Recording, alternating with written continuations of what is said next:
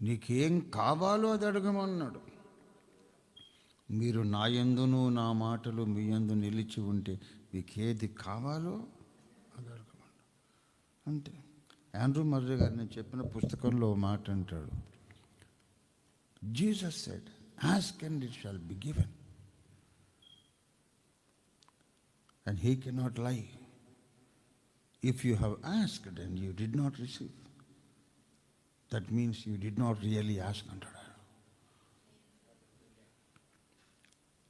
అడుగుడి మీకు ఇవ్వబడునని యేసయ్య అన్నాడు. ఆయన అబద్ధం చెప్పడు. నువ్వు అడిగాను అనుకుంటున్నావు, కానీ అడిగింది పొందలేదు అంటే దానికి అర్థం దేవుడు అబద్ధం చెప్పాడనే కాదు. అడిగాను అనుకుంటున్నావు, అడిగింది నువ్వు పొందలేదు అంటే నువ్వు అడగవలసిన విధంగా అడగలేదేమో అంటాడు. ఇక మనం ఎక్కడున్నాము, ఆయన ఎక్కడున్నాడో మనం ఎక్కడున్నాం. ఏమండి, ఈ రోజుల్లో ప్రార్థన కళ అనేది అంతరించింది.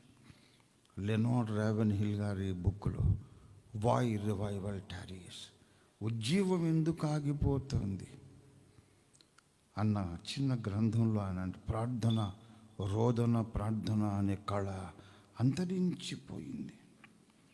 అన్ని వాదోపవాదాలు, కీసులాడుకోవడం, కొట్లాడుకోవడం ఇదే తప్ప అసలు దేవుని సన్నిధిలో టైం గడిపేవాడు ఎక్కడున్నాడు? దేవుని సన్నిధిలో తగినంత సమయము గడిపితే మనుషులతో వాదులాడడం వాడికి ఇష్టం ఉండదు. అసలు ముందు మనుషుల బలహీనతను గురించి మాట్లాడడం వాడికి ఇష్టం ఉండదు. యెషయా 1వ అధ్యాయం నుండి చూస్తే మొత్తం ఇశ్రాయేలుకు తెలివి లేదు, పాపిష్టి జనం, యోచింపరు,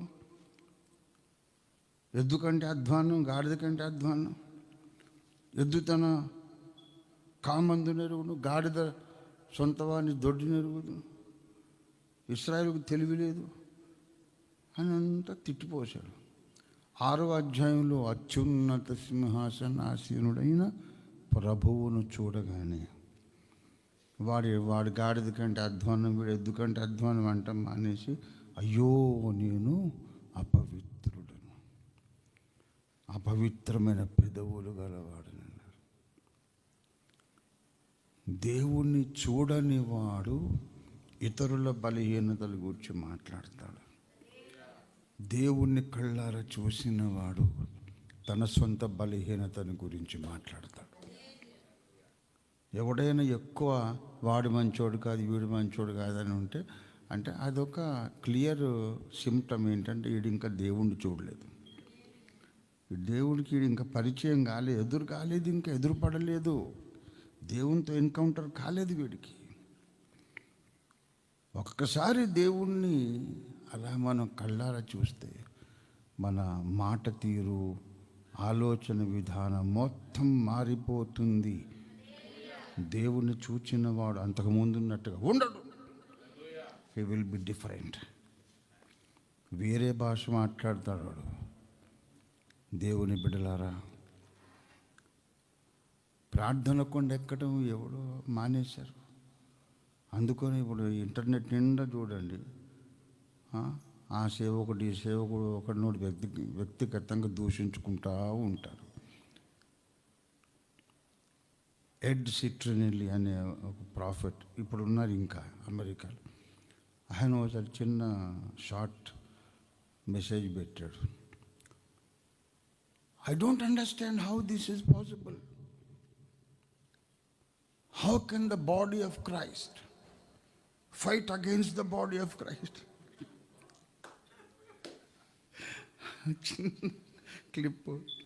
క్రీస్తు శరీరానికి వ్యతిరేకంగా ఎలా పోరాడుతుంది నాకు అర్థం కావట్లేదు. ఒక క్రీస్తు సైనికుడు ఇంకో క్రీస్తు సైనికుడితో ఎలా పోరాడుతాడు? That's what happening. How foolish it is. ఎందుకు అంటే ఇంకా అత్యున్నత సింహాసనాసీనుడి దర్శనం దాకా రాలేదు. దేవ దర్శనం పొందితే మనిషి ఇంకొకటి గురించి మాట్లాడడు. దేవుని బిడ్డలారా, నేర్చుకోవలసిన విషయాలు ఎన్నో ఉన్నాయి.